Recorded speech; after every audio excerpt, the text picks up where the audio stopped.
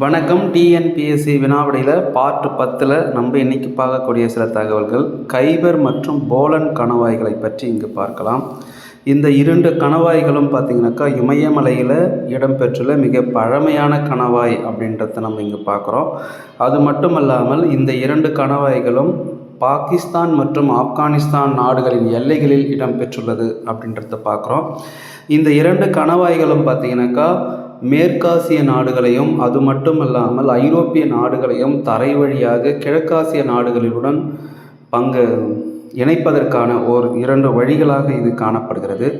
அது மட்டுமல்லாமல் கைபர் கணவாய் பார்த்திங்கனாக்கா பாகிஸ்தானில் குறிப்பாக இந்து குஷ் மலைத்தொடரில் பக்வான் மாகாணத்தில் இந்து குஷ் மலைத்தொடரில் இடம்பெற்றுள்ளது. இவை ஆப்கானிஸ்தான் தலைநகரான காபூலை பாகிஸ்தான் உள்ள பெஷாவர் நகரோட இணைக்கிறது அப்படின்றத குறிப்பிட்றாங்க. அடுத்து பார்த்திங்கனாக்கா போலன் கணவாய் பொறுத்தவரையில் பாகிஸ்தானில் பலுசிஸ்தான் மாகாணத்தில் பார்த்திங்கனாக்கா இடம்பெற்றுள்ளது அப்படின்றாங்க. டொபே காசர் என்ற பகுதியை பெஷாவர் நகரோடு இணைக்கக்கூடிய ஒரு கணவாயாக இது காணப்படுகிறது அப்படின்றாங்க. இதன் வழியாகத்தான் பண்டைய காலத்தில் ஆரியர்கள் வர்த்தகத்திற்காகவும் வியாபாரத்திற்காகவும் வந்ததாகவும் மேய்ச்சல் நிலங்களை பார்ப்பதற்காக வந்ததாகவும் இங்கு குறிப்பிடப்படுகிறது.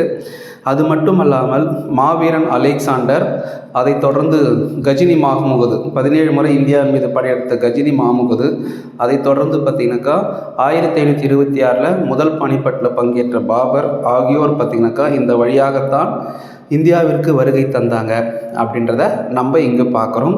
இந்த தகவல் பிடிச்சிருந்தால் நம்முடைய சேனலை சப்ஸ்கிரைப் பண்ணுங்கள், ஷேர் பண்ணுங்கள், லைக் பண்ணுங்கள். மீண்டும் ஒரு நல்ல செய்தியோடு அடுத்த வீடியோவில் பார்க்கலாம்.